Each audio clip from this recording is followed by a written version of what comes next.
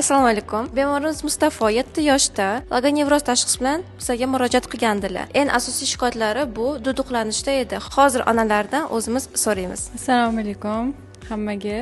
Men o'g'limda duduqlanish, logonevroz kuzatilganda 5 kun oldin bu klinikaga murojaat qildik. Azizbek Talibovichga uchrashdik. Ular bizga 5 kun lecheniya yozib berdilar. Nina bilan davolashdi.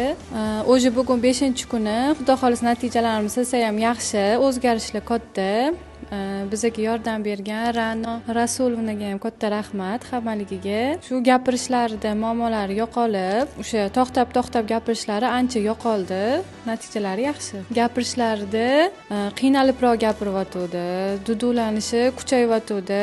O'sha gapirayotgan gapini chiqarib berishi qiyinlashyotdi. Hozir ancha o'zgarish katta, ancha yaxshilanib, shu natijalar yaxshi bo'ldi. Kelinglar, lecheniya olinglar, xudo xolisa. Tabiiy usul bilan davolashar ekan. Hech qanaqa dori, ukol, ximikatlarsiz. Hammalaringizga rahmat. Оставайтесь с нами.